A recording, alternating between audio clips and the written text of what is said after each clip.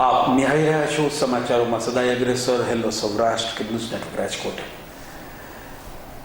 ગીર સોમનાથના વેરાવળ ખાતે સાગર ખેડૂ એવા ખારવા સમાજ સાગરપુત્ર ફાઉન્ડેશન દ્વારા 7મા સમૂહ લગ્નોત્સવનું સુંદર આયોજન કરાયું હતું। રાજ્યના જળ સંપત્તિ મંત્રી શ્રી જશાભાઈ બારડ સહિતના મહાનુભાવો ખાસ ઉપસ્થિત રહ્યા હતા। બેટી બચાવ અને સ્વચ્છતા અભિયાન પર પણ ખાસ ભાર મૂકવામાં આવ્યો હતો। 36 નવદંપતીઓએ પ્રભુતામાં પગલાં માંડ્યા હતા। આ બાબતે વધુ વિગતો શ્રી જશાભાઈ બારડ અને શ્રી તુલસીભાઈ ગોહેલે આપી હતી। અહેવાલ ભરતસિંહ જાદવ, સોમનાથ। ખારવા સમાજ અને ગીર સોમનાથમાં સૌથી વધારે અને કઠાળ વિસ્તારમાં ખારવા સમાજની જે વસ્તી છે એમાં વેરાવળ મુકામે ખાસ કરીને જે ફાઉન્ડેશન નામે ખારવા સમાજ જે ઓળખાય છે એ છેલ્લા 7 વર્ષથી સમૂહ લગ્ન કરે છે।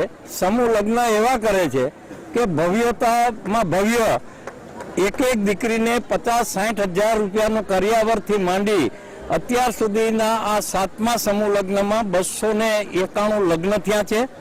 અને આ સમૂહ લગ્નમાં જે કન્યા અને એના વરવધુના જે વાલીઓ છે એને 1 પૈસાનો ખર્ચ વગર પૂરતા પ્રમાણમાં ઘર વખરીથી માંડી તમામ ચીજ વસ્તુ પૂરી કરવાનો એક ઐતિહાસિક કામગીરી કરે છે। આ ફાઉન્ડેશન દ્વારા આરોગ્યને લગતી સેવાનું પણ ઘણું બધું કામ થાય છે। નવરાત્રિમાં ગરબા મહોત્સવનું કામ થાય છે।